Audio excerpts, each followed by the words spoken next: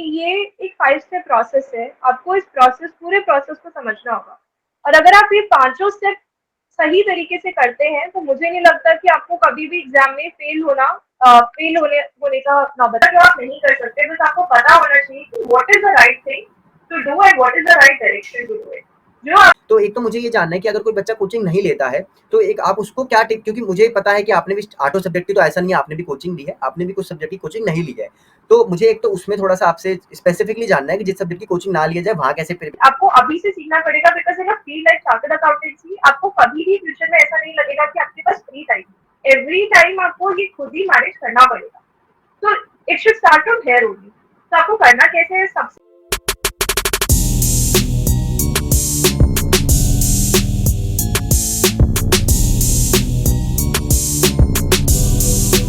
Hello दोस्तों, आज हमारे साथ है सौम्या अग्रवाल। पहले मैं सौम्या का आपको ब्रीफ बैकग्राउंड दूंगा, फिर मैं बताऊंगा आज के एजेंडा। देन सौम्या हमारे साथ होंगी और आपकी सीए स्टूडेंट को वो गाइड करेंगी।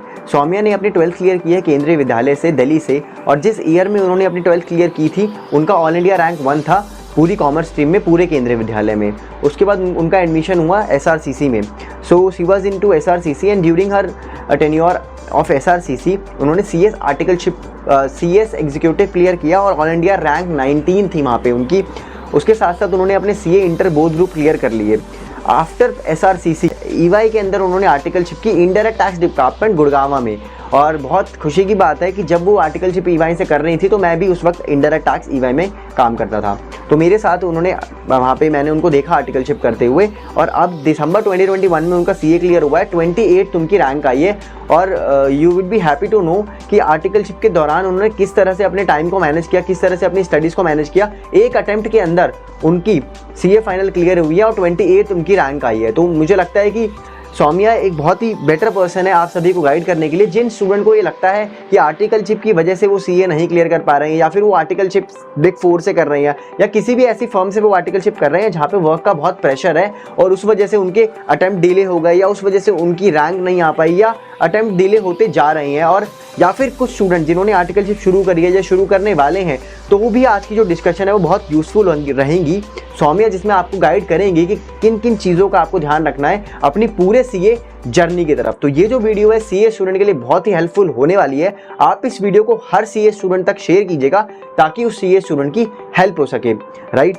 सो आपका ज़्यादा टाइम ना लेते हुए मैं सौम्या को इन्वाइट करना चाहूँगा स्टेज पे, और सौम्या से मैं कुछ सवाल पूछूंगा जिसके सौम्या आपको आंसर देंगी, right. Hi Saumya, welcome to my channel and thank you so much, आपने टाइम दिया हमारे चैनल को और व्यूअर्स को कि अपने व्यू पॉइंट आप शेयर कर सकें और अपनी जर्नी के बारे में बता सकें, और कुछ ऐसी टिप्स हमारे स्टूडेंट्स जो व्यूअर्स हैं उनको दे सके जो कि उनके काम आए। जब स्टूडेंट आके हमें ये कहते हैं कि हम प्रेशर की वजह से पढ़ाई नहीं कर पा रहे हैं, या आर्टिकलशिप में काम की वजह से हम लोग पढ़ाई पे फोकस नहीं कर पा रहे हैं, इस वजह से हमारी सीए डिले हो रही है, या हमसे सीए क्लियर नहीं हो पा रही है, या आर्टिकलशिप ने हमारी तो पूरा मतलब एक तरह से हमारा टीनेज ही खा गया, मतलब आर्टिकलशिप ना होती वो एक बहाना भी हो सकता है या जेन्युइन प्रॉब्लम भी हो सकती है। तो मैं बहुत दिनों से ये सर्च कर रहा था कि मैं कैसे ऐसे पर्सन को अपने चैनल पे बुलाऊं जिन्होंने आर्टिकलशिप के साथ अपनी सीए की स्टडीज़ को, अपनी पर्सनल लाइफ को, अपनी और भी अदर एक्टिविटीज़ को बहुत अच्छी तरह मैनेज किया है और सीए अपनी एक अटेम्प्ट में क्लियर की है। और अगर वो पर्सन रैंक होल्डर हो और उस पर्सन ने आर्टिकलशिप बिग 4 से की हो, तब तो बहुत ही अच्छी बात थी। तो फाइनली ये जो मेरी सर्च है ये ख़त्म हुई जब आप मुझे मिले। ऑब्वियसली मैं लोगों को बताना चाहूँगा कि सौम्या और मैं साथ ही आर्ट्स एंड यंग में काम करते थे, और जब मैं ENY में था तो सौम्या की वहाँ पे आर्टिकलशिप चल रही थी, और उसी वक्त मेरे को लगा था कि मे बी वो सौम्या एक पर्सन हो सकती है आगे जाके मेरे चैनल पे आने के लिए, और ऐसा हो गया है। तो many congratulation Saumya, and thank you so much for giving your time to us. So Saumya basics, हाँ आप ये ऑर्गेनाइज कर रहे हो बिकॉज क्योंकि बच्चों को बहुत प्रॉब्लम्स होती है, तो मे बी कुछ पर्सपेक्टिव उन्हें मिलेगा कि किस तरह आगे पूरे करना है। एंड सेकेंडली आप लोगों ने मोटिवेट किया तभी हम लोग भी ये सब अचीव कर पाते हैं, तो thank you so much for that.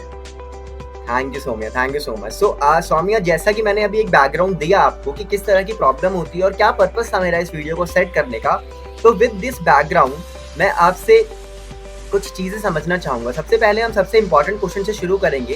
जैसा कि बच्चा कहते हैं कि यार मैं आर्टिकलशिप के साथ कर नहीं पा रहा हूँ, बीइंग इट नॉर्मल आर्टिकलशिप। और बिग 4 वाले तो बहुत ही ज़्यादा कंप्लेन करते हैं मुझे आके कि बिग 4 में तो बिल्कुल टाइम ही नहीं मिलता है, तो मैं कोचिंग भी क्लियर नहीं कर पा रहा हूँ और एक ग्रुप भी बहुत मुश्किल है मेरे लिए। और जैसा कि मैंने सब लोगों को आपके आने से पहले इंट्रोडक्शन में बता दिया था कि आपने पूरी अपनी 3 साल की आर्टिकलशिप एक बिग 4 से की है और उसके साथ-साथ आपने एक साथ बोथ ग्रुप क्लियर किए with the rank also, right? So मैं आपसे जानना चाहूँगा कि ये जो बच्चों का पर्सपेक्टिव है ये कितना सही है, कितना गलत है? और अगर गलत है तो आपको क्या लगता है कि बच्चे कहाँ पे लैग खा रहे हैं और क्या उनको करना चाहिए इस पर्सपेक्टिव से निकल के सीए को क्लियर करने में? तो over to you Saumya.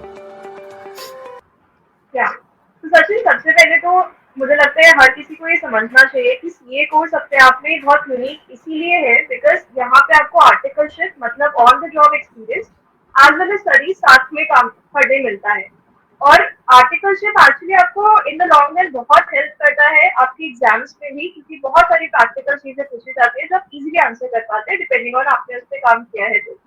And secondly, long run में ऑब्वियसली आपने आर्टिकलशिप के साथ साथ जब आप स्टडीज करते हो तो आप थ्योरी को प्रैक्टिकली देख पाते हो कि आप कैसे अप्लाई करते हो। तो आर्टिकलशिप डेफिनेटली इज इम्पोर्टेंट। जहाँ तक टाइम मैनेजमेंट का बात है, यस, बिफोर के आर्टिकल्स के लिए या ऐसे कोई भी आर्टिकल जहाँ पे वर्किंग आवर्स थोड़े लंबे होते हैं थोड़ा प्रॉब्लमैटिक रहता है। बट टाइम मैनेजमेंट आपको अभी से सीखना पड़ेगा because in a field like chartered accountancy आपको कभी भी फ्यूचर में ऐसा नहीं लगेगा कि आपके पास फ्री टाइम। एवरी टाइम आपको ये खुद ही मैनेज करना पड़ेगा। तो it should start from here only. तो आपको करना कैसे है, सबसे पहले आपकी जो क्लासेस है, अगर आप क्लासेस लेना चाहते हो या सेल्फ स्टडी करना चाहते हो, स्टार्टिंग से ही जब से आपके आर्टिकलशिप शुरू होती है आप उसी के साथ साथ अपनी क्लासेस या फिर अपनी सेल्फ स्टडी साथ साथ स्टार्ट कर दो। आप किसी भी big four articleship big four में कर रहे हो या किसी भी फर्म में कर रहे हो, आपको अपने प्रिंसिपल या जो जिसको भी आप रिपोर्ट करते हैं उनसे कम्युनिकेट करना होगा कि दिस इज द टाइम जहाँ पे मुझे अपनी कोचिंग लेनी ही है। एंड जनरली लोग उस बात को एक्सेप्ट करते हैं। हाँ, there could be few exceptions जब आप वो ना कर पाए, जब जहाँ पे ज्यादा पीक डेज होते हैं। But otherwise people are generally accommodative कि आपको कम से कम आप अपनी क्लासेस अटेंड कर सकते हैं।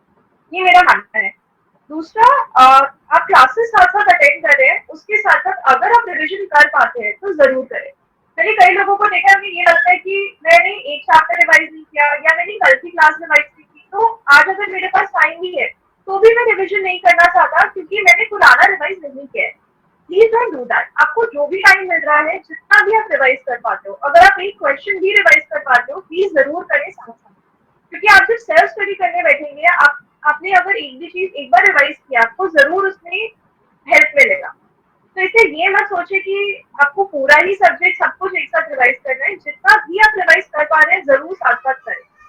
तीसरी चीज है कि ओपन कम्युनिकेशन रखना चाहिए आपके जो भी रिपोर्टिंग मैनेजर्स हैं।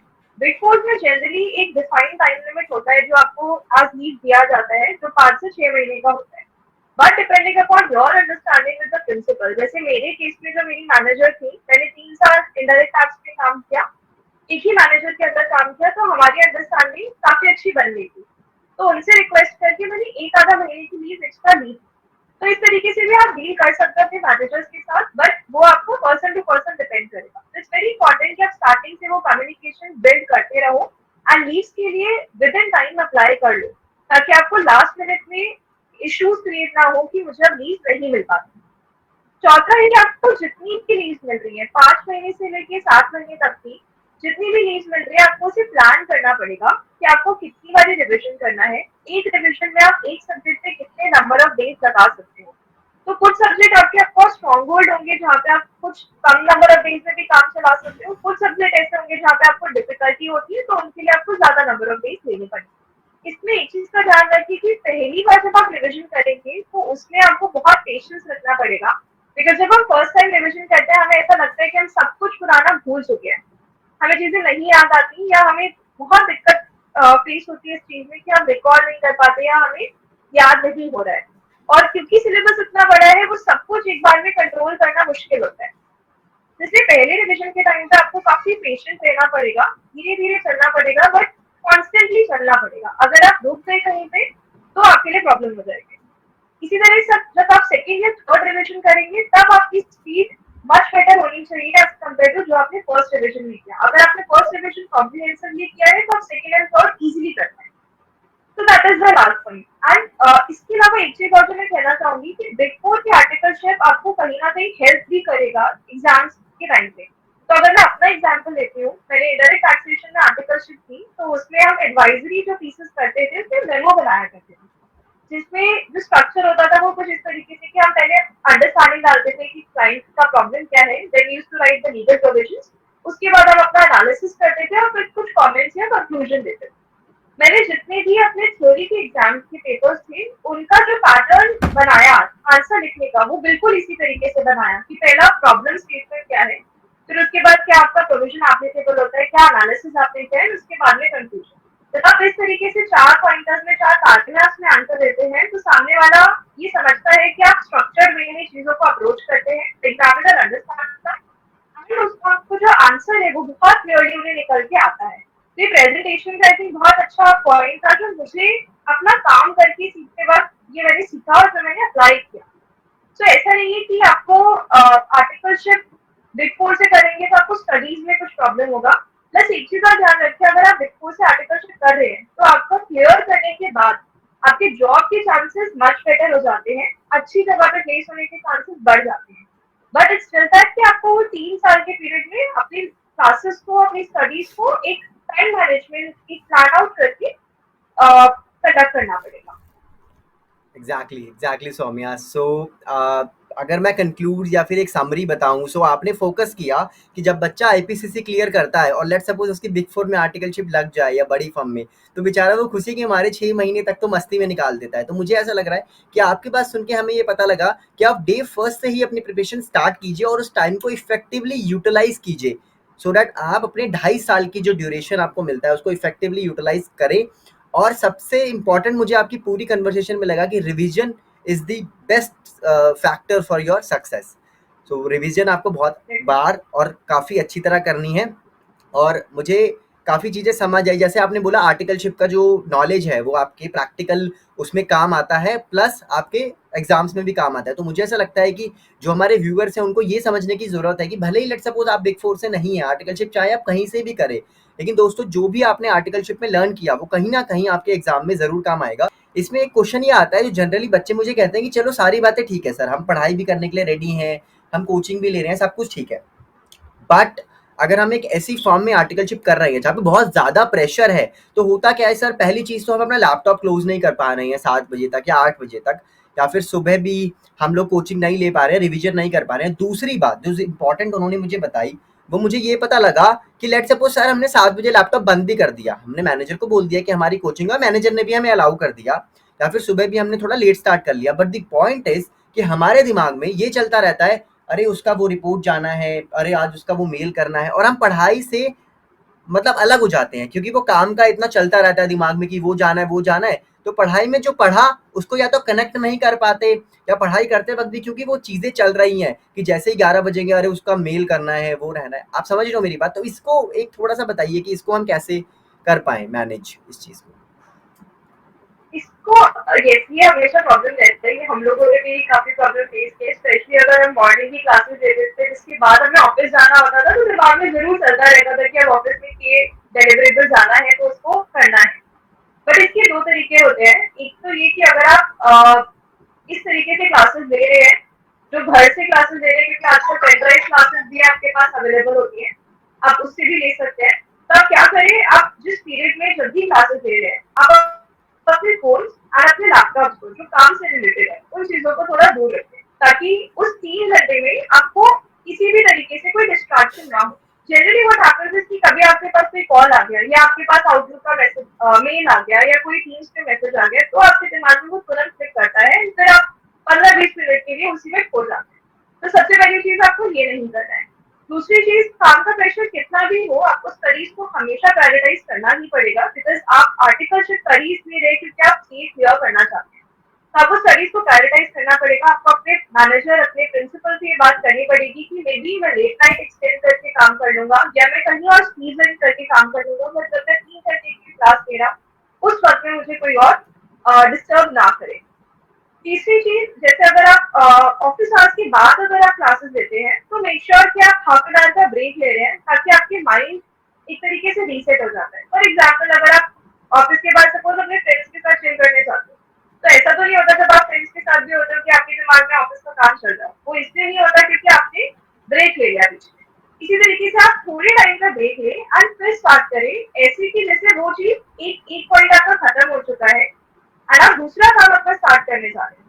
अगेन यहाँ पे भी आपको अपने लैपटॉप अपने इलेक्ट्रॉनिक डिवाइसेस थोड़ा दूर रखने पड़ेंगे सो दैट आपको बीच में डिस्टर्बेंसेस ना हो।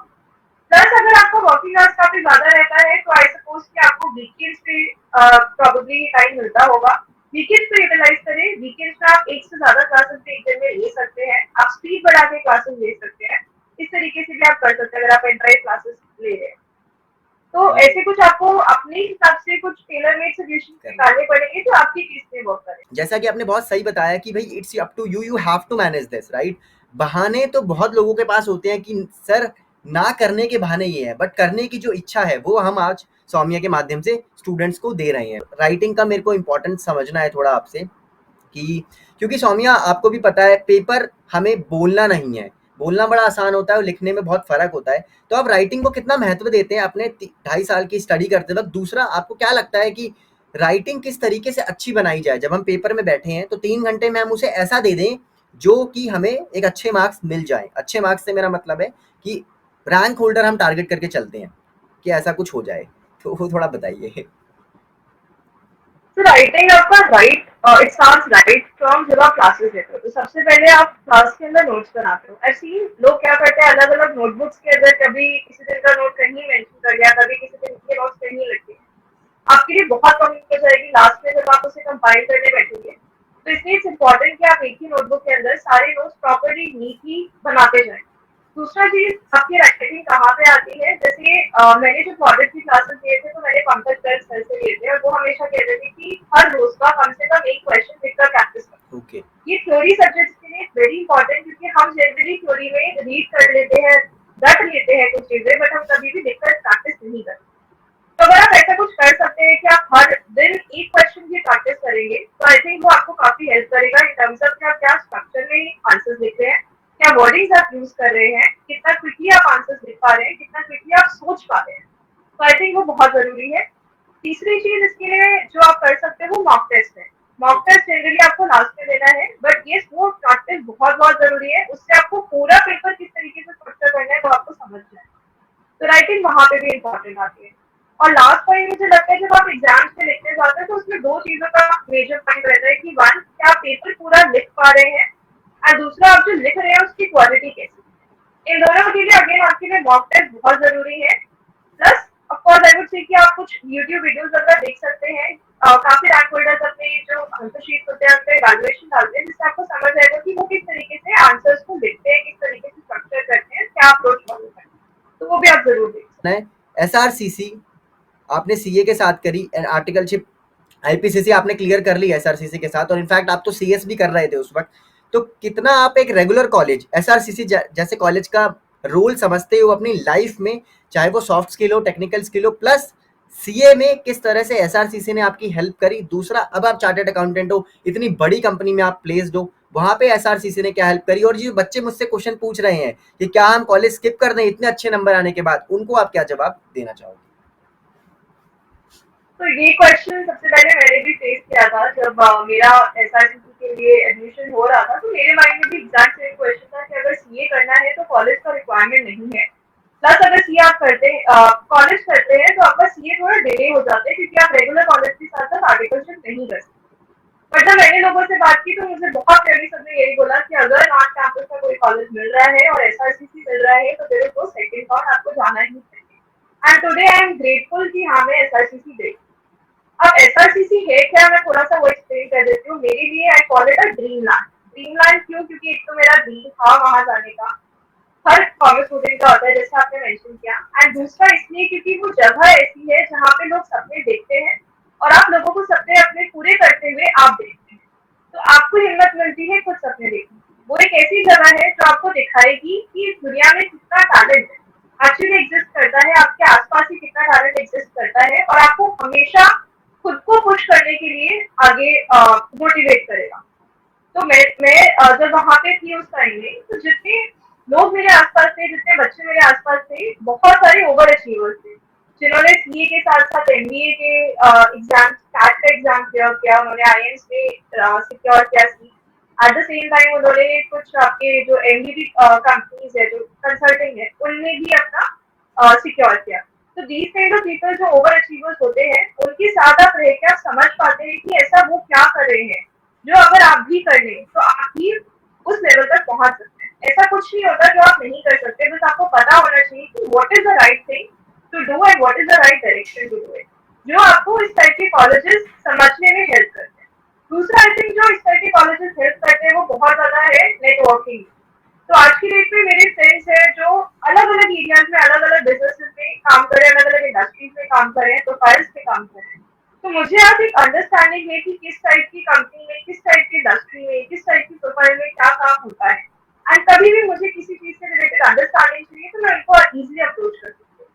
तीसरा चीज ऑफ कोर्स आपकी कम्युनिकेशन एंड प्रेजेंटेशन स्किल्स, बहुत बहुत फर्क पड़ता है अगर आप एक रेगुलर कॉलेज से करें। बीकॉम अगर आप जो ओपन स्कूल से करते हैं, उसका मेरी नजर में उसका कोई रेलेवेंस नहीं रहता एज अ चार्टर्ड अकाउंटेंट, क्योंकि आपकी जो थियोरेटिकल नॉलेज है या नॉलेज टर्म्स में अगर हम बात करें तो ऑफकोर्स ये कोर्स इतना कॉम्प्रिहेंसिव है कि उसके आगे बीकॉम कोर्स का as सच यूज नहीं है। तो उसको सिर्फ एक ग्रेजुएट की डिग्री लेने के लिए अगर आप कर रहे हैं तो उसका मेरी नजर में कोई रेलेवेंस नहीं है। अगर आप सच में करना चाहते हैं तो एक रेगुलर कॉलेज से ही करें, वो भी एक ऐसे रेप्यूटेड कॉलेज से जहाँ पे आपको पता है कि आपको कंपनी ऐसी मिलेगी जिन लोगों के साथ आप ये सारी चीजें सीख पाएंगे। कुछ कॉलेजेस इस टाइप के अपॉर्चुनिटीज देते हैं जो हर कॉलेज में नहीं होती, जैसे कि एसआरसीसी इंटरनेशनल एक्सपोजर भी देता है। तो एसआरसीसी एंड मिरांडा हाउस सिर्फ ऐसे दो दिल्ली यूनिवर्सिटी के कॉलेजेस हैं, हम्म। मतलब उस टाइम पे थे जब मैंने किया था, राइट। जो कोलैबोरेट करते हैं इंटरनेशनल यूनिवर्सिटीज के साथ एंड स्टूडेंट एक्सचेंज प्रोग्राम्स कराते हैं। तो वो एक बहुत अलग एक्सपीरियंस होता है अपने आप में, जो आप अगर इस कॉलेज की स्टूडेंट हैं तो आप एट वेरी लो कॉस्ट आप वो चीज कर सकते हैं। तो इसलिए जरूरी है अगर आपको मिल रहा है तो definitely go for it. Long run में आपको जरूर जरूर काम आएगा आपकी प्रेजेंटेशन एंड कम्युनिकेशन स्किल्स। सी एक बार आपने चार्टर्ड अकाउंटेंसी क्लियर कर ली, उसके बाद क्लाइंट से कम्युनिकेट करना, क्लाइंट्स लेके आना, क्लाइंट्स को डिलीवर करना, उन सब में आपको प्रेजेंटेशन एंड कम्युनिकेशन स्किल्स लगने वाला है apart from your technical skills. तो अगर आप ये सारी चीजें इनिशियल स्टेजेस सीख लेते हैं तो आपको बहुत हेल्प होगा। दूसरी चीज जो लोगों को लगता है कि आपका डिले हो जाएगा because of going in a regular college, मैं ऐसा नहीं मानती, क्योंकि मैंने रेगुलर कॉलेज के बाद भी 23 की एज में सीए क्लियर कर लिया। अदरवाइज भी अगर आप जनरल सीए करने जाए तो लोगों को 4-5 अटेम्प्ट लग जाते हैं और इससे उनकी एज बढ़ जाती है। बट अगर आप इन कॉलेजेस में जाके सही तरीके से सब कुछ सीखेंगे, करेंगे, तब शायद कि आप आगे सीए की पढ़ाई भी उसकी जो जुनून के साथ कर पाएंगे और उसको भी आप एक दिन में क्लियर कर पाएंगे। अगर आप वो कर लेते हैं तो 23-24 की एज तक आप सीए बन सकते हैं, which is I think a good age to become a professional. Right, right, तो राइट। ऐसा नहीं सोचना चाहिए कि आपका डिले हो जाएगा या कुछ। एंड ऑफ कोर्स एक चीज में और जो आपकी ये कॉलेजेस हेल्प करते हैं is securing articleship in big four. तो मेरे को भी बिग फोर में जो आर्टिकलशिप मिली वो एसआरसीसी के थ्रू ही मिली। वहां पे जो प्लेसमेंट सेल था उसके थ्रू ही कंपनीज आती हैं, अपना प्रोसेस कंडक्ट करती है, इंटरव्यूज होते हैं, सब कुछ होता है, उसके बाद स्टूडेंट्स चूज किए जाते हैं। तो that is how the selection happens. आपको किसी भी एचआर को रीच करने की जरूरत नहीं है, आपको किसी के थ्रू रेफरल कराने की जरूरत नहीं है, आपको सिंपली कॉलेज के स्टूडेंट है तो आपके पास अपॉर्चुनिटी हमेशा ओपन है। वो भी एक काफी बड़ा एडवांटेज है। Exactly, exactly. और मैं स्टूडेंट्स को ये बताना चाहूँगा, जैसे हम लोग जब सीए कर रहे थे ना, तो हमें कुछ बड़े लोगों ने ये कहा था कि बस सीए बनना इंपॉर्टेंट है भाई, ना मार्क्स मैटर करते हैं, ना रैंक मैटर करती है, ना अटेम्प्ट मैटर करते हैं, ना कॉलेज मैटर करता है, बस सीए मैटर करता है आपके नाम के सामने। तो देखो, मैं इस बात से एग्री हूँ, मैं डिसएग्री नहीं हूँ इस बात से। बट कहीं ना कहीं ये जो बात है, ये ठीक है, चार्टर्ड चार्टर्ड अकाउंटेंट एक है, बट इस बात में भी कोई शक नहीं है कि अगर आपकी रैंक होल्डर है, अगर आप एक रेगुलर कॉलेज से हैं, अगर आपके बोथ ग्रुप एक साथ क्लियर है, या फिर अगर आप एक बिग फोर की आर्टिकलशिप से हैं, तो डेफिनेटली आपको फायदा मिलता है, प्रायोरिटाइज होते हैं, आपको प्रायोरिटी मिलती है। और आप की जो इनिशियल लाइफ शुरू होती है ना, एक अदर चार्टर्ड अकाउंटेंट जिसके पास ये क्वालिटीज नहीं है, उससे आप पहले ही 5 साल आगे होते हैं। ये मैं डीमोटिवेट करने के लिए अदर चार्टर्ड अकाउंटेंट को नहीं कह रहा हूँ, मैं अपने व्यूअर्स को मोटिवेट करने के लिए कह रहा हूँ कि जब हम पढ़ाई कर रहे हैं ना, और अगर मुझे पता है कि अगर मेरी रैंक आ गई तो मुझे 30 लाख का पैकेज मिलना ही तय है, और अगर मेरी रैंक नहीं आई, मैं एसआरसीसी मतलब रेगुलर कॉलेज से नहीं हूँ, बिग फोर से नहीं हूँ, तो मुझे 5 लाख का पैकेज मिलेगा और 5 से 30 में जाने में मुझे 5 साल लगेंगे। तो यार अगर आप ये 2.5 साल 3 साल 5 साल अपने बहुत अच्छी तरह इन्वेस्ट कर देते हो, यहाँ पे टाइम को वेस्ट नहीं करते, तो आप आने वाले 5-10 साल अपने सेव कर रहे हो दोस्तों। मेरे को लगता है ये चीज़ बहुत इंपॉर्टेंट है और सच में बहुत फर्क पड़ता है। जो ये कहता है कि नहीं पड़ता, वो बिल्कुल गलत बात है। रैंक होल्डर्स को प्रायोरिटीज मिलती है और मिलनी भी चाहिए, राइट। तो सौम्या, हम एक चीज़ और आपसे जानना चाहेंगे कि बच्चों को ना कई बारी जैसे क्या होता है कि भाई कोचिंग तो चलो ले लेते हैं बच्चे, ऐसा नहीं है कि सारी कोचिंग लेते हैं, बट कई बारी कुछ बच्चे कोचिंग नहीं ले पाते हैं किसी भी कारणवश, चाहे वो फाइनेंशियल हो या जो भी कारण रहा हो, उस पर हम नहीं जाते। तो एक तो मुझे ये जानना है कि अगर कोई बच्चा कोचिंग नहीं लेता है, तो एक आप उसको क्या टिप, क्योंकि मुझे पता है कि आपने भी 8 सब्जेक्ट की, तो ऐसा नहीं है, आपने भी कोचिंग ली है, आपने भी कुछ सब्जेक्ट की कोचिंग नहीं ली है। तो मुझे एक तो उसमें थोड़ा-सा आपसे स्पेसिफिकली जानना है कि जिस सब्जेक्ट की कोचिंग ना लिया जाए, वहाँ कैसे प्रिपेयर करेगा? और दूसरा मुझे आपसे इसी से कनेक्टिंग एक चीज़ और जाननी है कि स्टडी मटेरियल में बच्चे बहुत कंफ्यूज रहते हैं, क्योंकि जो टीचर्स होते हैं ना, मतलब मैं कभी भी टीचर का ओपिनियन इंप्लीमेंट नहीं कराते। टीचर कहते हैं हमारी बुक पढ़िए, आप एक इंडिपेंडेंट ओपिनियन दीजिए बच्चों को कि आपको क्या लगता है कि क्या टीचर्स की बुक करनी चाहिए, आईसीआई की बुक, या फिर आप कोई कॉम्बिनेशन बताना चाहोगे? तो सेल्फ स्टडी और ये बुक्स, इस पॉइंट पे थोड़ा बताइए सौम्या। पर्सनली ऐसा लगता है कि चार्टर्ड अकाउंटेंसी जो कोर्स है, जो सब्जेक्ट हमारे फाइनल लेवल पे है, वो काफी टेक्निकल सब्जेक्ट है। हर सब्जेक्ट अपने आप में अपनी एक अलग टेक्निकलिटी के साथ आता है। मे बी आप किसी सब्जेक्ट में इंटरेस्ट रखते हैं, उसमें आपका स्ट्रॉन्ग होल्ड है, वो एक अलग चीज है, बट अदरवाइज ऐसा जरूरी नहीं है कि आप हर 8 के 8 सब्जेक्ट में उतना ही कॉन्फिडेंस, उतने ही इंटरेस्ट के साथ पढ़ पाए। इसलिए मैं ये प्रेफर करती हूँ कि हम कोचिंग ले लें। एक तो उससे ये फायदा भी होता है कि आप साथ साथ कोचिंग आपकी चलती रहती है, तो आपका एक टाइम शेड्यूल बना रहता है कि आपको ये पढ़ाई करनी है। हाउएवर स्टिल अगर आप किसी भी रीजन से कोचिंग नहीं ले रहे हैं, तो बहुत सारे तरीके हैं जिनसे आप कर सकते हैं। अपार्ट फ्रॉम सेल्फ स्टडी, आपके पास यूट्यूब का जो आजकल इतना इतना एडवांटेज है जो लोग उठा रहे हैं। So there are people like Atul Agrawal and Ajay Agrawal sir है, राइट, शुभम केशवानी है जिनकी काफी वीडियोस आती है, और भी राइट, बहुत सारे ऐसे टीचर्स है, सानिध्य सराफ सर है जो काफी वीडियोस डालते हैं, और भी बहुत सारे टीचर्स हैं जो अपनी videos, short videos, revision videos, कई तरीके की वीडियोस डालते हैं जिनको आप जरूर जाके चेक कर सकते हैं। अगर आप सेल्फ स्टडी कर रहे हैं तो डेफिनेटली आपको फिर स्टडी मटेरियल से ही करना चाहिए, अगर आप सेल्फ स्टडी खुद से कर रहे हैं। जहां तक बात है कि अगर आप कोचिंग ले रहे हैं तब कौन सा मटेरियल रेफर किया जाए, एक चीज मैं इसमें जरूर कहना चाहूंगी, वो ये कि आप जो भी मटेरियल रेफर करना चाहते हैं फॉर योर फाइनल रिविजन, वो आपको at the time of taking your classes he decide कर लेना है। तो मेरे साथ ये, मैंने खुद इशू फेस किया था कि जब मैं क्लासेस दे रही थी तब देयर वर मल्टीपल मटेरियल्स, जैसे स्टडी मटेरियल भी मैं कभी कभी रेफर करती थी, कभी जो आपके कोचिंग वाले टीचर्स देते हैं वो होता है, कभी आप कुछ नोट्स खुद से बना लेते हो अपने रेफरेंस के लिए, तो वो होता है। जब आप सेल्फ स्टडी करने बैठते हो, आपको ये समझ नहीं आता कि आपको कौन सा चैप्टर कहाँ से पढ़ना है और कैसे करना है, आप सारी चीजें एक साथ कवर नहीं कर सकते। इसलिए मुझे लगा इट्स इम्पोर्टेंट कि आप अगर अपने क्लासेस के साथ साथ ये देख लें कि मुझे इस बुक को रेफर करना है फाइनली, तो आप उसी बुक से बार बार रिविजन करेंगे, जिससे फायदा क्या होगा, जब आप एक ही चीज को बार बार देखते हैं तो वो आपकी विजुअल मेमोरी में रिकॉर्ड होती है। अगर आप एक ही चीज को अलग अलग बुक से पढ़ते रहेंगे तो आपको उतना फायदा नहीं होगा एज कम्पेयर टू आप एक ही मटेरियल को बार बार पढ़ेंगे। तो एक वो जरूरी है। दूसरी बात कि अब आपको लेना क्या है, स्टडी मटेरियल की बुक रेफर करनी है या फिर आपको टीचर्स की बुक रेफर करनी है, इसका कोई हार्ड एंड फास्ट रूल नहीं है। जो मैंने अप्लाई किया था वो ये कि जितने भी थ्योरी सब्जेक्ट्स थे, जैसे कि लॉ, कॉस्ट, इनडायरेक्ट टैक्सेशन, इस टाइप के सब्जेक्ट्स में मैंने स्टडी मटेरियल गो थ्रू किया था, पूरा स्टडी मटेरियल गो थ्रू किया था। किसी सब्जेक्ट के लिए मैंने खुद से नोट्स बनाए थे, किसी सब्जेक्ट के लिए, जैसे लॉ के लिए स्वप्निल पाठी सर की चार्ट बुक आती है, मैंने वो चार्ट बुक रेफर की थी और स्टडी मटेरियल साथ साथ पढ़ा। जहां पे भी मुझे ऐसा लगा कि कुछ स्टडी मटेरियल में एडिशनल था, वो मैंने चार्ट बुक में नोट्स की तरह लिख लिया। तो इससे क्या हुआ, मेरे को वो ये एक्सरसाइज एक बार करनी पड़ी, बट एक बार करने के बाद मेरे पास वो सिर्फ अपनी सी चार्ट बुक ही बची थी जो मुझे बार बार रिवाइज करनी थी, एंड आई न्यू कि ये कॉम्प्रिहेंसिव है, इसमें सब कुछ कवर्ड है।